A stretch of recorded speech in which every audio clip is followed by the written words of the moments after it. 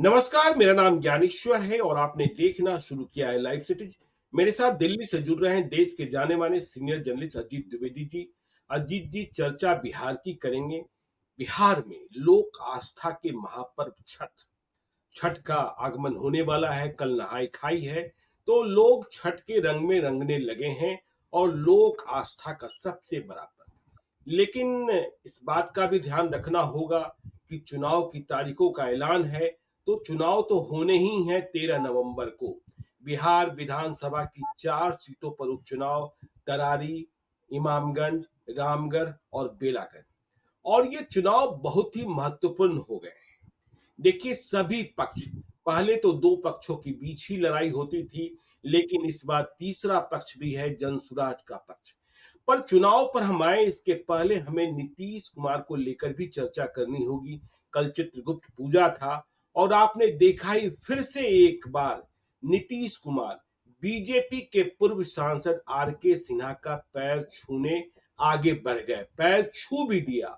और फिर किस तरीके से विजय कुमार चौधरी ने क्राइसिस मैनेजमेंट किया, यह भी देखने को मिला। और लोग अबाक रह गए, क्या कारण, क्या परिस्थिति और क्या मनःस्थिति नीतीश कुमार की, यह बात किसी को समझ में नहीं आती है। और जब हम उपचुनाव की बात करते हैं तो देखिए, तेजस्वी यादव अब चुनावी मैदान में कूद पड़े हैं। कल वे बेलागंज गए थे और उनकी सभाएं लगातार जारी हैं। वे कह भी रहे हैं कि इन 4 विधानसभा क्षेत्रों में 3 तो इंडिया ब्लॉक की सीटें ही है, चौथी सीट भी हम जीतेंगे। नीतीश कुमार भी छठ के बाद जाएंगे, उनके जाने के पहले की फील्डिंग सजाई जा रही है। सबसे रोचक चुनाव बेलागंज और इमामगंज में होने जा रहा है। रामगढ़ में लड़ाई चतुष्कोणीय फंसी हुई है और तरारी में त्रिकोणीय लड़ाई बनाने की कोशिश की जा रही है, लेकिन अभी त्रिकोणीय नहीं हो पाया है। अभी आमने सामने की लड़ाई है। तो नीतीश कुमार की मनःस्थिति, इसके बाद एक एक क्षेत्रों की हम लोग बात कर लेंगे। देखिए, अजीत जी। वो हम लोगों ने नीतीश कुमार का वीडियो जो कल का था चित्रकूट पूजा के समय का, वो सबने देखा और हर जगह इस बात की चर्चा हो रही है। जी। पिछले कुछ समय से ये चर्चा स्थगित हो गई थी हम्म। कि नीतीश कुमार ठीक है, मतलब अपने मानसिक शारीरिक स्वास्थ्य में ठीक है, उनको कोई समस्या नहीं। और इस तरह की घटनाएं जो पहले कई बार हो चुकी थी कि वो जी। किसी को कुछ और नाम से संबोधित कर रहे हैं, बिल्कुल। दो लोगों का सिर टकरा रहे हैं, फूल श्रद्धांजलि देने की जगह दूसरे पर फूल फेंक रहे हैं, तो इस तरह की घटनाएं थम गई थी, रुक गई थी। प्रधानमंत्री को मंच पर उन्होंने छूना शुरू किया, बिल्कुल। पकड़ना शुरू बिल्कुल। किया, तो ये सब चीजें नहीं हो रही थी। तो ये लगा कि सब चीजें ठीक है। फिर अचानक हम्म। कल ये वीडियो आया कि वो आर के सिन्हा का हम्म। पैर छूने के लिए निकल गए, क्योंकि आर के सिन्हा तारीफ कर रहे थे और वो बिहार सरकार की नीतीश कुमार की। तो ये नीतीश कुमार मुख्यमंत्री रहे हैं और हर जगह उनकी तारीफ होती है, हर मंच पर। अगर विरोधी पक्ष नहीं है, कोई विरोधी पार्टी नहीं है, तो हर जगह उनकी तारीफ ही होती है आमतौर पर। तो इतना ओवरवेल्म्ड क्या हो जाना, इतना इतना जी। जज्बाती या इतना भावुक हो जाने की तो कोई बात नहीं थी। नीतीश कुमार ने अपने जीवन में इस तरह की बहुत सी तारीफें सार्वजनिक मंच से सुनी होंगी। तो ये एक सवाल खड़े करने वाली बात है। और बिल्कुल। देखिए, आर के सिन्हा कोई ऐसे नहीं है कि 100 साल के बुजुर्ग आदमी है, 90 साल के बुजुर्ग आदमी है। आर के सिन्हा भी उसी उम्र के हैं जिस उम्र के नीतीश कुमार है। दोनों से एक वही कुछ महीने छोटे ही छोटे है, ही है, कुछ मतलब महीनों दोनों छोटे ही मतलब है, कुछ महीने साल के छोटे हिसाब ही से है। देखें तो दोनों 73 साल के हैं। अब कुछ उम्र महीने का फर्क होगा इनका, आर के सिन्हा का, तो जी। इसमें कोई भवावेश में आकर के उनका पैर छूने की कोई बात नहीं। ना वो कोई बहुत सम्मानित संत हैं, शंकराचार्य हैं कि आप उनके पैर छूने जा रहे हैं, ना आपके रिश्ते में कोई बड़े लगने वाले हैं, या आपसे बहुत ज्यादा बिल्कुल। उम्र के भी नहीं है। तो उनके लिए भी बहुत ऑकवर्ड हम्म। सिचुएशन था, उनके लिए भी एक अचंभित करने वाला दृश्य था। तो ये यही हम बार बार जो कहते हैं ज्ञानेश्वर जी, कि नीतीश कुमार को हमेशा बड़े कंट्रोल्ड इन्वायरमेंट में ले जाया जा रहा है और उससे ये मैसेज बनाया जा रहा है कि नीतीश कुमार सारी चीजें ठीक है। जब वो बिल्कुल। एनडीए की बैठक को संबोधित किए तो 40 मिनट बोले, या जेडीयू की बैठक में गए तो बड़ा लंबा भाषण दिया उन्होंने। तो ये कंट्रोल्ड इन्वायरमेंट में ले जाना है उनको, इससे काम नहीं हम्म। चलेगा राजनीति में। ये आप जब आप सार्वजनिक मंच पर जाएंगे, जहां ओपन होगा सारी चीजें, वहां आप इस तरह के आचरण करेंगे तो लोग तो ये देखेंगे ना। जो कंट्रोल्ड इन्वायरमेंट में बंद कमरे में एनडीए की बैठक में बिल्कुल। आपने क्या कहा, आपके प्रवक्ता ने बाहर आकर के बताया, उस पर कितना आदमी यकीन करेगा। आपको सार्वजनिक मंच पर जब नीतीश कुमार हो, हम्म। पब्लिक, आपने जैसे उस दिन पूछा था, हम लोगों ने इसी नोट पर खत्म किया था आपने अपना को, कि देखते हैं जनता दरबार शुरू होता है कि नहीं होता है। तो जनता दरबार बंद कर दिया गया, जनता के साथ हाँ, आपका कोई बिल्कुल। इंटरेक्शन नहीं है, समाप्त कर दिया गया, नेताओं के साथ भी कोई हुँ, ओपन इंटरेक्शन आपका नहीं होता है, सब गार्डेड होता है, सब कंट्रोल्ड होता है। तो इससे इससे बहुत खराब मैसेज जी, जा रहा है, और ये इस समय हुँ, बाई इलेक्शन के एन बीच में हुआ है। अभी 4 विधानसभा सीटों के बाई इलेक्शन चल हुँ, रहे हैं, और उसमें बार-बार तेजस्वी यादव भी सवाल उठा रहे हैं आपकी सेहत का, नीतीश कुमार की सेहत का, कि उनकी सेहत खराब है, क्या खिलाया जा रहा है, ये सब चीजें लोग कह रहे हैं उनके बारे जी, में। तो इन सब चीजों के बीच में जब ऐसी घटनाएं हुँ, होती हैं, तो फिर वो नुकसान करती हैं। नीतीश कुमार की अपनी छवि को जो नुकसान हो रहा है, वो तो हो ही रहा है ज्ञानेश्वर जी। बतौर पार्टी जनता दल यू के प्रोस्पेक्ट्स को भी नुकसान हो रहा है, उसकी संभावनाओं को भी इससे नुकसान हो रहा है। बीजेपी की संभावनाओं को नुकसान हो रहा है। अगर बीजेपी ये बिल्कुल। प्लान करके बैठी है कि हम नीतीश कुमार के चेहरे पर ही लड़ेंगे, तो उसकी संभावनाओं को भी नुकसान हो रहा है इससे। हुँ, हुँ, तो ये एक चिंता की बात है। ये कोई ये खुश होने, प्रधानमंत्री, कई बार हमने देखा कि प्रधानमंत्री ने मंच पर एक बूढ़ी महिला का पैर छू लिया। तो वो बूढ़ी महिला बहुत बूढ़ी महिला थी, अत्यंत वृद्ध महिला थी, और उसका एक कॉन्टेक्स्ट बिल्कुल, था। वो बिल्कुल। अपनी माँ का पैर छूते हैं, जाकर के छूते थे, या अरे! यहाँ तो हम लोगों ने कई बार देखा ना, वही, कभी ललन सिंह का पैर छू लिया, कभी अशोक चौधरी का पैर छू लिया, वही। कभी इंजीनियर साहब का पैर छूने के लिए आगे बढ़ गए, कभी बीडी सिंह साहब का पैर छू लिया, कभी किसी हुँ, का माथा लड़ाने लगे। और देखिए, जब हम विधानसभा क्षेत्रों के उपचुनाव की बात कर रहे हैं, जेडीयू तो सिर्फ बेलागंज ही लड़ रहा है, लेकिन बाकी जगहों पर एनडीए तो है ही ना। वहाँ लोग इंतज़ार कर रहे हैं कि नीतीश कुमार कब आते हैं। और जो आपने कहा ना कि कंट्रोल एनवायरनमेंट में, तो इसीलिए देखिए वह कम समय ही देंगे, 2 दिनों का कार्यक्रम बना है। 1 दिन में 2 विधानसभा क्षेत्र जाएँगे और वहाँ इसके पहले फील्डिंग सजी हुई है। तो जब यह स्थिति और परिस्थिति पैदा होती है, और यह सवाल तो तैरता ही रहता है लोगों के मन में। कल तेजस्वी यादव ने बेलागंज में कहा भी कि हमारे मुख्यमंत्री नीतीश कुमार जी थके हुए मुख्यमंत्री हैं, वे कुछ कर नहीं पा रहे हैं। तो मैं थका हुआ नहीं हूँ। एनडीए के भीतर उन्होंने मीटिंग में अपने फिटनेस का प्रमाण पत्र दिया था, लेकिन जनता के बीच जाकर भी यह प्रमाण पत्र देना होगा। और यह प्रमाण पत्र देते इसके पहले कल बवंडर हो हाँ, गया तो चित्रगुप्त ये पूजा के एक दौरान। एक जुमला हो गया है कहने का ज्ञानेश्वर जी। सबसे पहले अटल बिहारी वाजपेयी ने कहा था, जब पार्टी की आंतरिक खींचतान थी और एक समय लगा था कि लाल कृष्ण आडवाणी एफर्ट कर रहे हैं प्राइम मिनिस्टर बनने के लिए, तो कहा था वाजपेयी ने कि न टायर्ड हूं न रिटायर्ड हूं। जी। तो न टायर्ड हूं न रिटायर्ड हूं वाली बात, वो जुमला हुँ, आज तक चलता है, हर नेता कह देता है कि न टायर्ड हूं न रिटायर्ड हूं, लेकिन ये पब्लिक में दिखना भी तो चाहिए है। और ये जो बात है नीतीश कुमार की, हम लोग ये नीतीश बिल्कुल। कुमार की बात थोड़ी, ये बिहार के मुख्यमंत्री की बात है। 14 करोड़ लोगों की बात है, 14 करोड़ हुँ, लोगों के प्रतिनिधि की बात है, 14 करोड़ लोगों के आप गर्व हैं, आप प्राइड हैं, आप 14 करोड़ लोगों को रिप्रेजेंट कर रहे हैं। उसके आप कैसे जाकर के झुक सकते हैं, कहीं जाकर के आप पैर छूने लगिएगा। ये आपका या निजी मामला नहीं है, ये आप बिहार के मुख्यमंत्री, और सार्वजनिक कार्यक्रमों में तो बिल्कुल ही इस तरह की चीजों से बचना चाहिए है। जो साथ में लोग हैं उनको भी कोशिश करनी चाहिए कि ऐसी बिल्कुल। घटना नहीं हो। आप बंद कमरे में किसी के पैर छुए, किसी को सम्मान दे, वो सब हुँ, अलग चीज है। देखिए, मुख्यमंत्री प्रधानमंत्री से ये उम्मीद की जाती है कि सार्वजनिक स्तर पर कोई बड़े इस तरह के मनोभावों का वो बहुत उद्गार व्यक्त नहीं कर सकता है। उसको बड़ा कंपोज्ड काम रहना होता है। ये हुँ, हुँ। एक सब चीजें, ये तो हम लोगों ने देखा है नीतीश कुमार तो एम्बॉडीमेंट थे बहुत ही शानदार व्यवहार करने के सार्वजनिक जीवन में। लोगों के साथ कैसे अच्छा व्यवहार किया जाता है, इसके प्रतीक थे नीतीश कुमार। और अब नीतीश कुमार को देखिए सार्वजनिक सभाओं में क्या कर अरे यार, नीतीश कुमार इसके भी प्रतीक थे कि जब हाँ, आँख फेर लेना होता था, हाँ, तो प्रणाम कर रहे लोग होते थे उनकी नजर ही और नहीं उधर जाती थी। नज़र ही उनकी नहीं जाती थी और आगे बढ़ जाते थे। लोगों को लगता था तो हाँ, हाँ, हाँ। तो नीतीश कुमार की यह भी आदत था, और नीतीश कुमार का यह वही, ट्रेंड अब भी देखने को मिला दूसरी है। चीजें हो रही हैं, तो इससे निश्चित रूप से नुकसान होगा राजनीतिक संभावनाओं को। जेडीयू के और एनडीए को नुकसान होगा। 4 विधानसभा सीटों के चुनाव चल रहे हैं, और ये सिर्फ 4 विधानसभा सीटों के चुनाव नहीं है, ये बहुत बहुत जी, सारी चीजें तय करने, आगे की राजनीति तय करने वाले चुनाव है। एनडीए जब जब से ये लोग आए, मान लीजिए लोकसभा चुनाव में दोनों गठबंधन साथ लड़े, बीजेपी, जेडीयू, एलजेपी सारी पार्टियां साथ लड़ी, और उधर कांग्रेस, आरजेडी और मुकेश सहनी लेफ्ट सब लोग मिलकर के साथ लड़े। तो ये आमने सामने के 2 गठबंधनों की लड़ाई हम लोगों ने देखी थी। इन दोनों गठबंधनों की भी परीक्षा इस चुनाव में होनी है कि जो उस समय का जी, रिजल्ट आया था, वो ट्रेंड जारी रहता है या उस ट्रेंड में बिल्कुल। कोई बदलाव आता है। हुँ, एनडीए, जो आप हम सब लोग जानते हैं कि एनडीए ने इस बार नीतीश हुँ, कुमार ने और बीजेपी ने 220 सीट का लक्ष्य तय कर दिया है। तो 220 सीट का तो लक्ष्य आपने तय किया, वो तो तभी हासिल हुँ, होगा जब इस तरह के ये बाई इलेक्शन में आप चारों सीट जीते। तो क्या एनडीए चारों सीटें जीतने की संभावना में है? बिल्कुल, बिल्कुल। जो इंडिया ब्लॉक को जो झटका लगा उस समय, तमाम इतना बढ़िया गठबंधन बनाने के बावजूद देश के बाकी राज्यों में बहुत अच्छा परफॉर्म किया इंडिया ब्लॉक ने। बगल में झारखंड में भी ठीक रहा, उत्तर हुँ, प्रदेश में तो बहुत ही अच्छा परफॉर्म किया, लेकिन बिहार में वो परफॉर्मेंस नहीं हुआ। क्या वैसा ही होगा फिर उनके बाई इलेक्शन में, इस बार बाई इलेक्शन में? और प्रशांत किशोर जो आए हैं, जिनको अपनी छाप छोड़नी है, हुँ। जिनको अपना मार्क बनाना है, दिखाना है, और जिन्होंने ये कहा हुआ है कि हम 2025 की चीजें अभी इसी साल 2024 में ही तय कर देंगे, उनके लिए, और जितनी मेहनत वो कर रहे हैं, जितनी मेहनत कर रहे हैं, हम तो देखे नहीं किसी नेता को, जी। आमतौर पर पार्टी के जो हुँ, सुप्रीमो होते हैं वो बाई इलेक्शन में जाते ही नहीं है। चलिए ये मान लें कि 4 सीटों के चुनाव है और नई-नई बिल्कुल। पार्टी है, तो इतनी मेहनत कर रहे हैं प्रशांत किशोर कि वो उसकी मिसाल नहीं दी जा सकती है। तो उनको भी ये, उनकी प्रतिष्ठा तो बहुत बड़ी दांव पर लगी हुई, उन्होंने अपने को भी दांव पर लगाया हुआ है, पार्टी की दिशा तय होनी है। और नहीं देखिए, एक आश्चर्य की बात ये है अजीत जी, 2 अक्टूबर को पार्टी की स्थापना हुई। आज 4 नवंबर है, 1 महीने 2 दिन। प्रशांत किशोर ने कहा था कि देखिए 2025 नहीं 2024 में ही सेटल करेंगे। सेटल कर पाएँगे, नहीं कर पाएँगे मुझे पता नहीं। लेकिन एक और बात उन्होंने कही थी कि कुछ महीने बाद लोग सोते-जागते जनसुराज की ही चर्चा करेंगे। तो देखिए जनता के बीच कितनी चर्चा हो रही है पूरे बिहार में, यह तो बाद में पता चलेगा।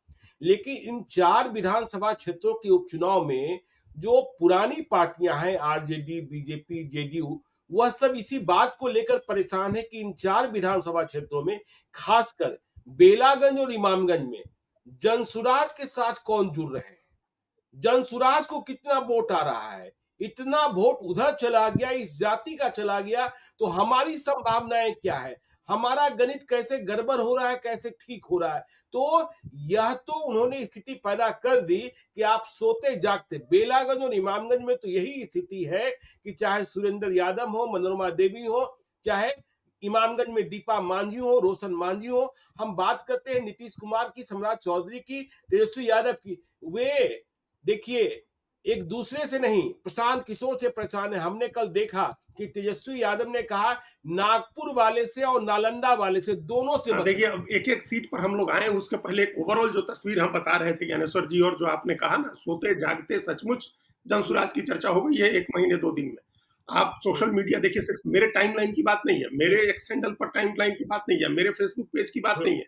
हर जगह सोशल मीडिया में प्रशांत किशोर की चर्चा है, हर जगह जनसुराज की चर्चा है, और इतने हैंडल्स बने हुए, इतने पेजेस बने हुए, आपने खुद ही बताया था जिस समय आप पोल कर रहे थे उस समय, कि इतने पेजेस बने हुए हैं, बिल्कुल, इतने 10 इंडिविजुअल्स हजार लोग से भी। एक्टिव हैं सोशल मीडिया में, और जनसुराज की चर्चा है, लोग उससे जुड़ रहे हैं। ऐसा नहीं है कि सब पेड लोग हैं या बोट्स के थ्रू हो रहा है, वो लोग जुड़ रहे हैं उसके साथ।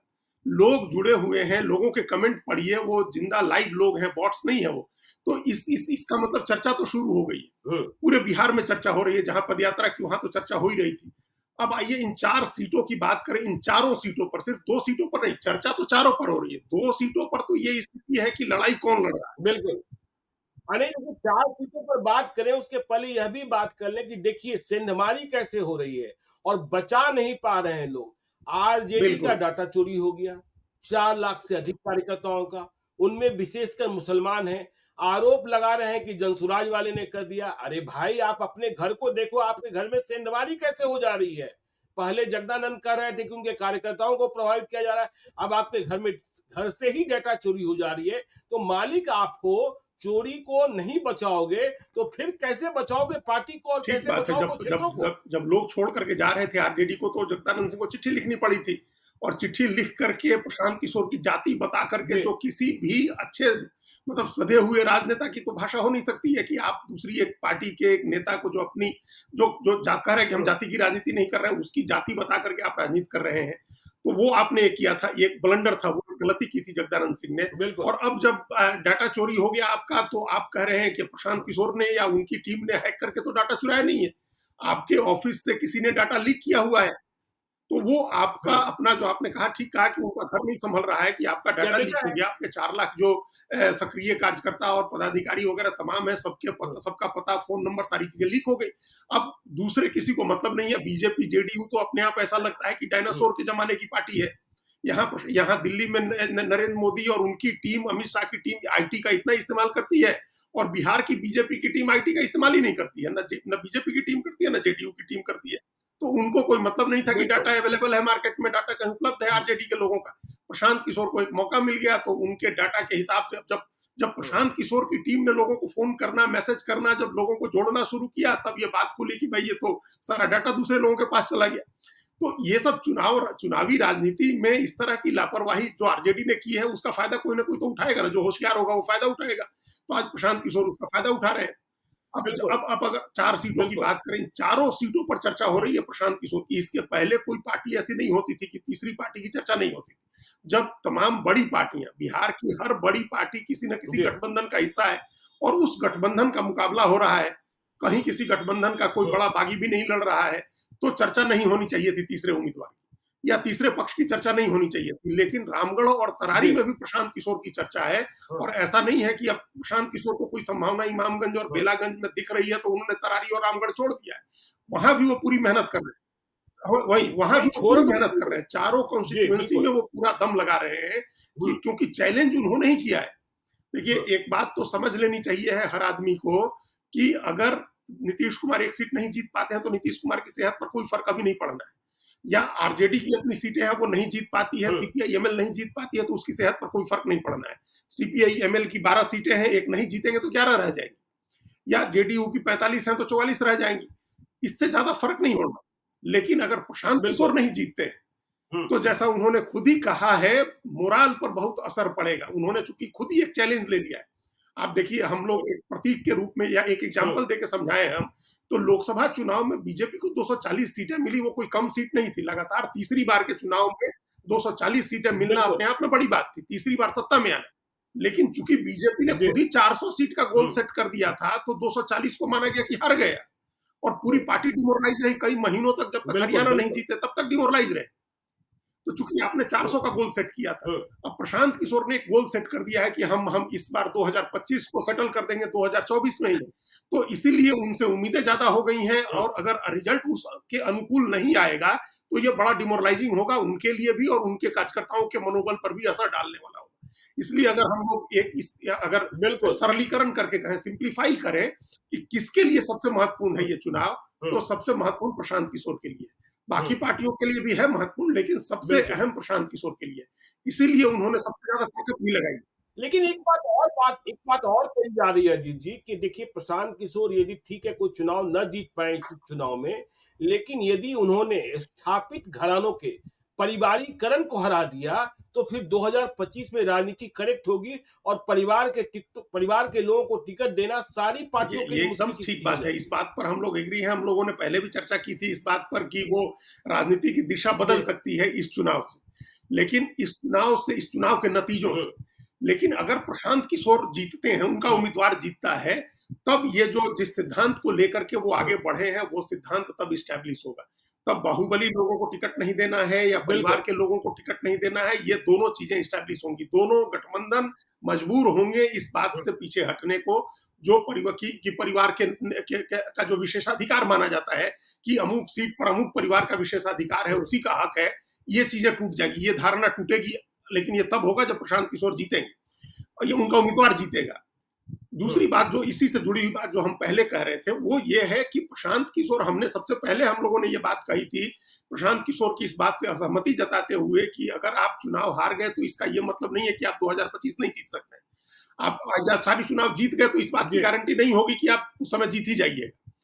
तो ये दोनों स्थितियां नहीं होंगी। हुँ, आप कैसा परफॉर्म करते हैं। एक तो क्या होता है कि हुँ, राजनीति में ये भी देखा जाता है कि आप किस तरह से लड़े, कैसे लड़े, लड़े किस तरह से, जी। और आपको किस हुँ, तरह का समर्थन मिला, किस वर्ग का समर्थन मिला। आजकल तो ये सारी चीजें सामने आ जाती हैं। ये तो ईवीएम की देन है कि आपको पता चल जाएगा कि किस इलाके से, किस समूह बिल्कुल। से, किस उम्र के उस लोगों से वोट मिला। पोस्ट पोल सर्वे भी होता है, पोस्ट पोल सर्वे प्रशांत किशोर भी कराते हैं। तो क्या हुँ, रुझान आता है लोगों का, जाति टूटी कि नहीं टूटी। प्रशांत किशोर के इतने हुँ, प्रयास से जाति टूटी कि नहीं टूटी।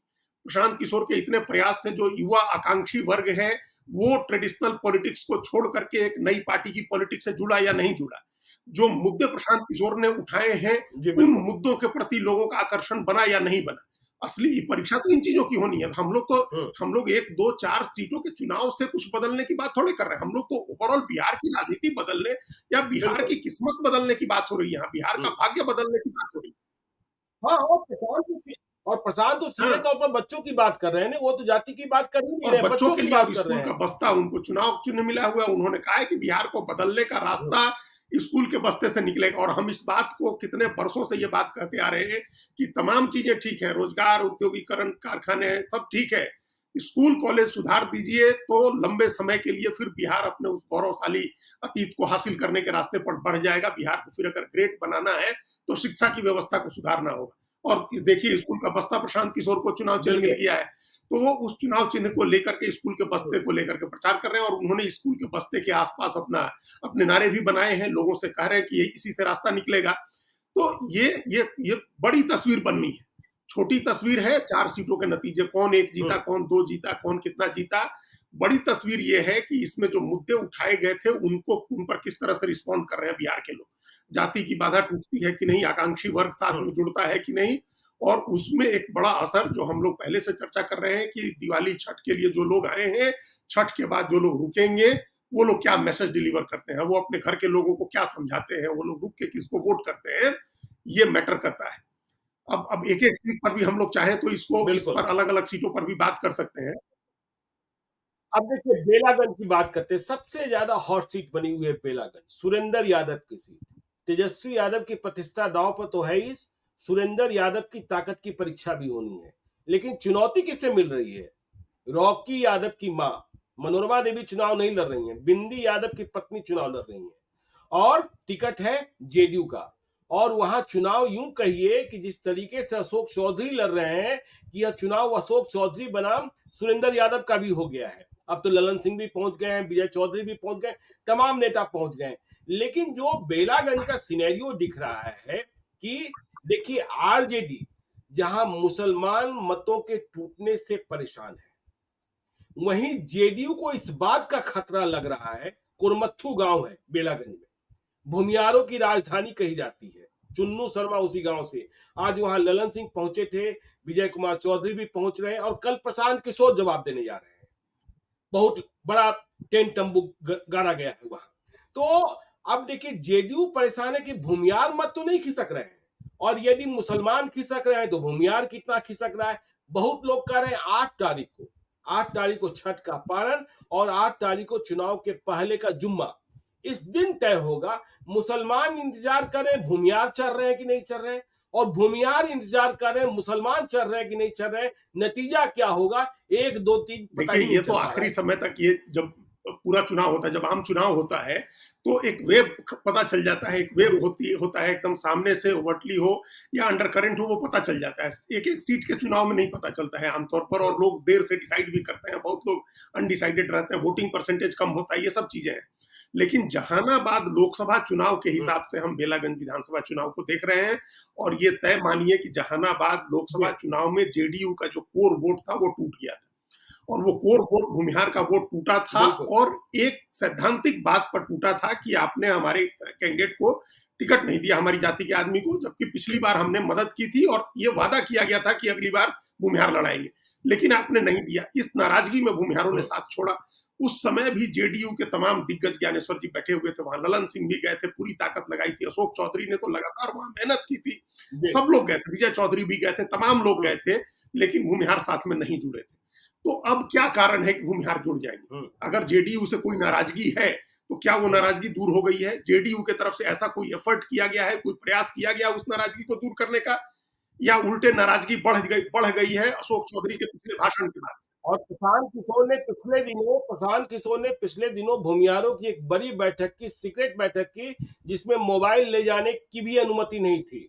और वहां इस बात का खतरा दिखा दिया गया कि यदि सावधान नहीं होइएगा तो आधा जो है वह हाँ, बिहार तो वो सरकार ये हो बात जाएगा। कह रहे हैं लोग, ये लोग कह रहे हैं उसी बात को। देखिए प्रशांत किशोर की हाँ, सबसे बड़ी ताकत, हम हमेशा ये कहते हैं कि जनभावना को पहचानने की जो उनकी शक्ति है, लोग क्या सोच रहे हैं, लोकप्रिय धारणा क्या है, हुँ, पब्लिक परसेप्शन क्या है, इस बात को बहुत जल्दी समझते हैं। तो उनको पता है कि जी, पब्लिक परसेप्शन ये है, वहां भूमिहार नाराज है, और पिछले 4 महीने में ऐसा कोई काम जेडीयू की तरफ हुँ, से नहीं किया गया जिससे वो नाराजगी दूर हो जाए। हमको तो नहीं लग रहा कि कोई ऐसी नाराजगी दूर करने की बिल्कुल। बात हुई है वहां। तो वो वोट, कोर वोट टूट रहा है वो, हुँ, और अगर उस समय नाराज था, टूटा था, तो आज कोई स्थिति नहीं है कि वो जाकर के फिर मनोरमा देवी को वोट कर दे। देखिए अगर उसको मैसेज देना है तो वो तो टूटेगा।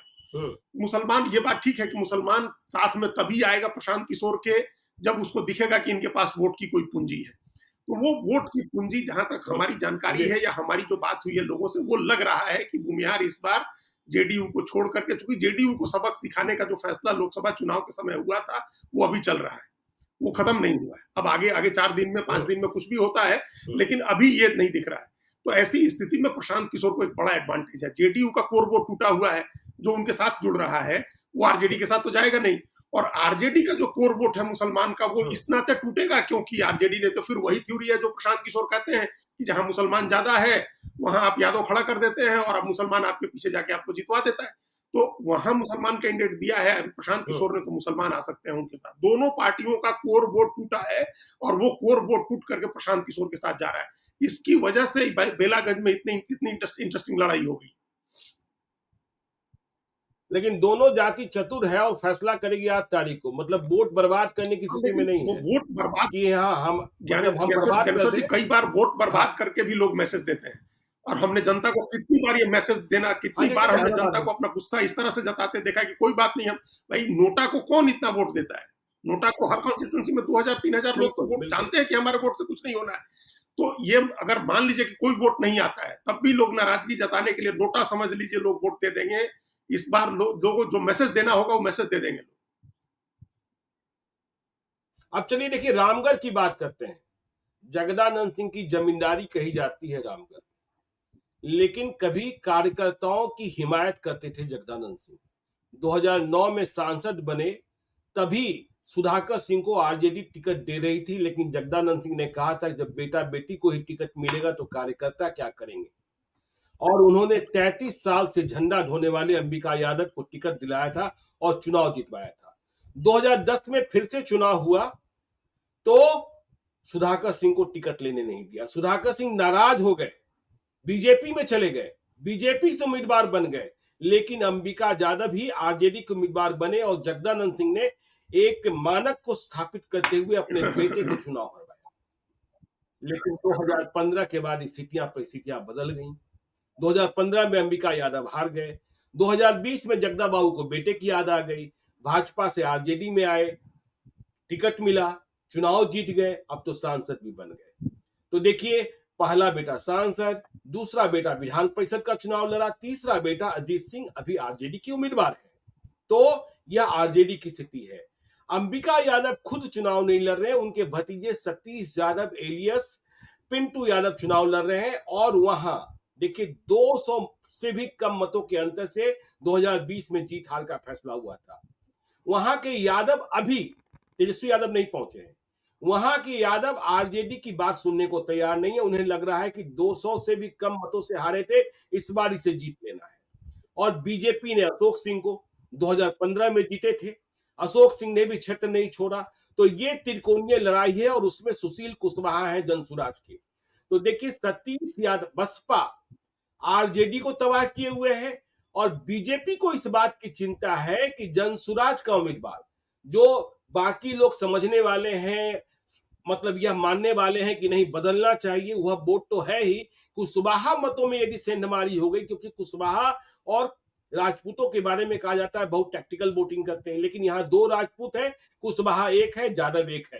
तो यहाँ भी देखिए तो ये खेल बहुत फंसा हुआ सोच है। समझ के हम लोग पहले भी बात कर रहे थे, जब उम्मीदवार तय हो रहे थे, बहुत सोच समझ के प्रशांत किशोर ने सुशील कुशवाहा को उम्मीदवार बनाया। उनको पता था कि यादव और राजपूत का वोट यहाँ नहीं मिलेगा।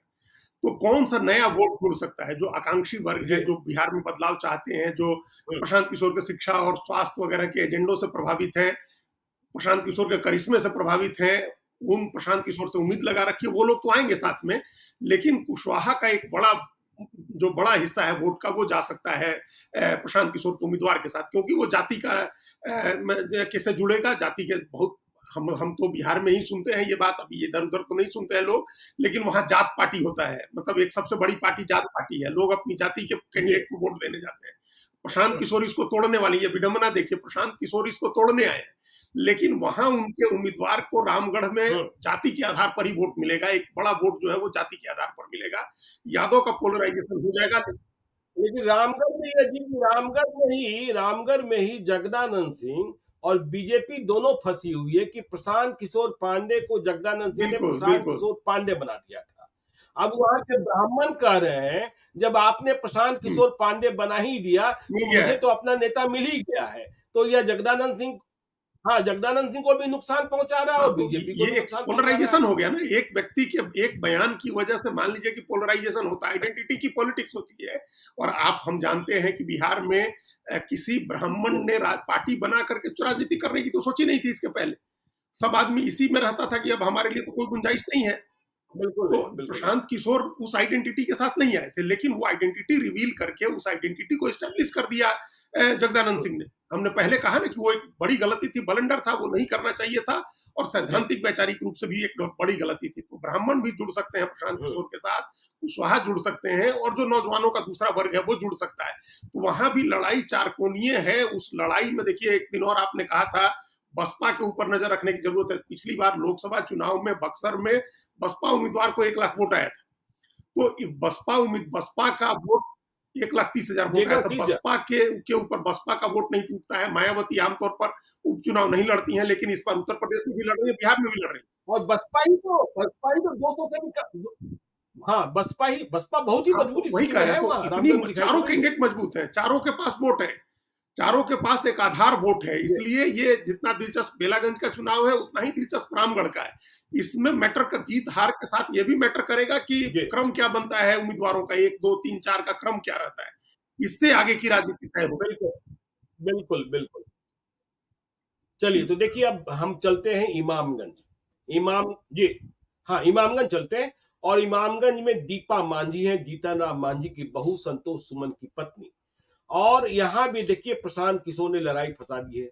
और यहाँ आरजेडी से है रोशन मांझी और जन सुराज से है जितेंद्र पासवान, जिन्हें पहले डॉक्टर जितेंद्र पासवान कहा जा रहा था। यदि हम 2020 के चुनावी नतीजे की समीक्षा करते हैं तो 14,000 से अधिक, 15,000 से कम लोजपा को वोट आ गया था चिराग पासवान। तो देखिए यहाँ दो मांझी के बीच में एक पासवान, प्रशांत किशोर ने यहां भी फंसाया। और यहां देखिए सबसे अधिक प्रतिष्ठा दांव पर फंसी हुई है। और देखा यह जाना है, क्या चिराग पासवान वहां जाकर अपने राजनैतिक दुश्मन, वैचारिक दुश्मन जीतन राम मांझी को पासवान का मत दिला देते हैं? यदि दिला देते हैं तो कोई बात ही नहीं है, और नहीं दिला पाते हैं तो फिर यहां नतीजा क्या आएगा? एक दो तीन कौन, यहां देखिए, भी जो वही स्थिति रामगढ़ है। की स्थिति हम लोग जैसे बताए कि वो परिवार आपने कहा कि गढ़ है जगदानंद सिंह का, उसी तरह से इमामगंज आप जीतन राम मांझी का गढ़ है। तो ये गढ़ नहीं चलते हैं राजनीति में। लोकतंत्र में गढ़ जी, नहीं चलते हैं। लोकतंत्र तो है ही, गढ़ और किले ध्वस्त करने की तो चीज है लोकतंत्र। ये तो जमहूरियत है, इसमें बंदे गिने जाते हैं, कोई तौला थोड़े जाता है कि बहुत भारी है जी, जीतन राम मांझी या बहुत भारी है जगदानंद सिंह, तो उनको ज्यादा वेटेज होगा। यहाँ तो गिना जाता है, वोट गिना जाता है। जीतन राम मांझी और जिस सिद्धांत को लेकर के, जिस आधार पर, जिस कसौटी पर प्रशांत किशोर ने सबको चैलेंज किया है बिहार में, वो उसकी सबसे बड़ी परीक्षा इन रामगढ़ में और बेलागंज में और इमामगंज में होनी है कि आप मुख्यमंत्री रहे जीतन राम मांझी, एमपी हैं, केंद्रीय मंत्री हैं, उनका बेटा एमएलसी है और मुख्यमंत्री है बिहार सरकार का। तो ये और उसके बाद आप बहू को ले आए, आपको दूसरा कोई मिला नहीं लड़ने के लिए। तो ये जो परिवारवाद का जो मुद्दा उन्होंने उठाया प्रशांत किशोर ने, उस पर उनको लोगों को मोबिलाइज करना है और लोगों को उस पर रिएक्ट करना है, लोगों को उस पर प्रतिक्रिया देनी है, लोगों को ये बताना है कि हाँ, हम परिवारवाद के साथ नहीं है। जी, और मांझी, रोशन मांझी भी हैं, वो वोट दोनों जगह बंटना है, चाहे जितना बड़ा कद हो गया हो। जीतन राम मांझी का, रोशन मांझी को भी समाज का, उनके जाति का वोट मिलेगा और उनके साथ आरजेडी का वोट जुड़ेगा, एक जो आरजेडी का वोट है। लेकिन प्रशांत किशोर के साथ जो अपना वोट बिल्कुल। होगा, हुँ, वो वोट हमको लग रहा है कि या तो चिराग पासवान वहां जाएंगे नहीं प्रचार करने, पता नहीं अभी उनका कार्यक्रम बना है कि नहीं बना है, लेकिन हमको नहीं लगता है कि वो प्रचार के लिए जाएंगे। कोई उनको मजबूर हुँ, करेगा कि आप जाइए, क्योंकि ये जो एससी आरक्षण जी, के वर्गीकरण वाले मामले पर जो हुँ, एक स्टैंड उन्होंने लिया है, वो स्टैंड बहुत बड़ा स्टैंड है। देखिए, उसी वजह से, हुँ, मजबूत दलित जातियों की वजह से कर्नाटक और तेलंगाना में कांग्रेस नहीं फैसला कर पा रही है वर्गीकरण का। हरियाणा में तो हो गया क्योंकि बीजेपी ने अपना पक्ष चुना हुआ है। जी, तो ये बड़ा बड़ा सेंसिटिव मामला है। जिस तरह से मंडल के समय आरक्षण को लेकर के इतने लोग मरे थे और इतना आंदोलन हुआ था, ये बिल्कुल उस तरह का मामला है कि आरक्षण में दूसरे की हिस्सेदारी कैसे हो जाएगी? जो हमारा हिस्सा है, हमारा हक हम ज्यादा लेते हैं, तो बिल्कुल। जाएंगे नहीं, या तो वो नहीं जाएंगे। और अगर नहीं गए तो पिछली बार जो उनको वोट आया था उनके उम्मीदवार को, वो तय मानिए कि वोट प्रशांत किशोर के साथ जाएगा। तो प्रशांत किशोर यहाँ भी बड़ा डेंट करने की जी। स्थिति में है। जो वैचारिक संघर्ष एनडीए के भीतर है उसका, और जो उनके अपने मुद्दे हैं प्रशांत किशोर के, उन मुद्दों के आधार पर यहाँ भी वो बहुत अच्छी लड़ाई लड़ने वाले चलिए, तो हैं। देखिए अब चलते हैं तरारी। तरारी में देखिए उम्मीदवार तो 3 हैं ही, मतलब महत्वपूर्ण उम्मीदवार। देखिए सुनील पांडे के बेटे विशाल प्रशांत बीजेपी के उम्मीदवार हैं, एनडीए के उम्मीदवार हैं। इसके बाद आप जी, देख लीजिए माले से राजू यादव हैं, इंडिया ब्लॉक के उम्मीदवार हैं और प्रशांत किशोर की ओर से किरण सिंह हैं। यहाँ लड़ाई आमने-सामने की दिख रही है। लेकिन एनडीए को चिंता इस बात की है कि यदि प्रशांत किशोर के उम्मीदवार ने 5,000 से अधिक मत इधर-उधर किए, तो परिणाम इधर-उधर हो सकता है। लेकिन माले को इस बात की चिंता है कि सुदामा प्रसाद चूंकि स्वयं बैस से थे, इसलिए उनके साथ बैस से जुड़ गए थे। तो यह बैस से मत उधर जा रहा है एनडीए की ओर। एक दूसरा खतरा यह दिख रहा है कि यादवों के खिलाफ जो गोलबंदी होती है, तो तरारी जो है ना आमने सामने की लड़ाई में बहुत नजदीकी मुकाबले में उस कंफ्यूजन की स्थिति पैदा किए हुए कि जनसुराज प्रशांत किशोर की यात्रा फिर से शुरू होनी है। तो देखा जाना होगा कि वहां प्रशांत किशोर क्या कर पाते हैं, लेकिन अभी की लड़ाई में हम आमने सामने की लड़ाई ही देखिए, देख ये पा रहे एक बड़ा सेटबैक था प्रशांत किशोर के लिए। हम लोगों ने उस सीट को लेकर के बहुत विस्तार से चर्चा की थी, जब उन्होंने लेफ्टिनेंट जनरल एसके सिंह को टिकट हैं। दिया था। लेफ्टिनेंट जनरल तो वो एक सेटबैक लग गया, एक बड़ा सेटबैक जी प्रशांत किशोर को हो गया, जिससे रिकवर करना बहुत मुश्किल होता है। वो बड़ा सेटबैक था, बड़ी तैयारी के साथ, बड़े फैन फेयर के साथ हम सब लोगों ने देखा कि 4 में से सबसे पहले एक ही कैंडिडेट उन्होंने अनाउंस किया और सारा फोकस हुआ, सारी चर्चा हुई और अचानक पता चला कि वो बिहार के वोटर नहीं है। उन्होंने अप्लाई किया था वोटर लिस्ट में अपना नाम शामिल कराने के लिए, लेकिन वो टेक्निकल कारणों से नहीं हो सका था उस समय तक जब चुनाव आ गया। तो ये वो सेटबैक जो था, इससे ओवरकम नहीं कर पाए हैं प्रशांत किशोर। वो कैंडिडेट उन्होंने चुना, फिर सबको पता होता है कि जो वैकल्पिक उम्मीदवार होता है वो कोई बहुत मजबूत उम्मीदवार नहीं होता है। तो ये उनकी उम्मीदवारी हम लोग इसी वजह से बाकी 3 क्षेत्रों के जी मुकाबले बिल्कुल ये मान के चल रहे हैं कि वहां वैसी स्थिति नहीं है। लेकिन बाकी दोनों कैंडिडेट जो हैं जिनके बीच आमने-सामने का मुकाबला है, सुनील पांडे के बेटे का और इधर माले के उम्मीदवार का, उसमें उन दोनों के नतीजों पर ज़रूर विशाल असर प्रसाद तो होगा मौजूद प्रशांत है। किशोर के उम्मीदवार का। अगर अगर प्रशांत किशोर का बिल्कुल उम्मीदवार, मान लीजिए कि अगर अपील काम करती है, प्रशांत किशोर की क्या अपील है कि आप बाहुबली को हराइए, आप परिवारवाद वाले को हराइए। यही तो अपील कर रहे हैं वो। हम्म, तो ये अपील काम करती है कि नहीं, हम्म, इस अपील के आधार पर जी उनकी कैंडिडेट पता नहीं जीतेगी नहीं जीतेगी, लड़ाई में नहीं आएगी। लेकिन अगर ये अपील काम करती है और माले को इसका फेवर मिलता हम्म, है, ये भी वो भी देखने वाली बात होगी कि इसका असर क्या होता है उनकी। अगर अगर हम्म, एनडीए को वहां झटका लगता है, एनडीए वहां चुनाव नहीं जीत पाता है, तो ये माना जाएगा कि प्रशांत किशोर की अपील का भी उसमें कहीं ना कहीं हाथ है कि परिवारवाद, बाहुबल, इन सब चीजों को हरवाना है। इसका मतलब लोग उस पर रिस्पॉन्ड, उसके उनके उस एजेंडे को लोग स्वीकार कर रहे हैं।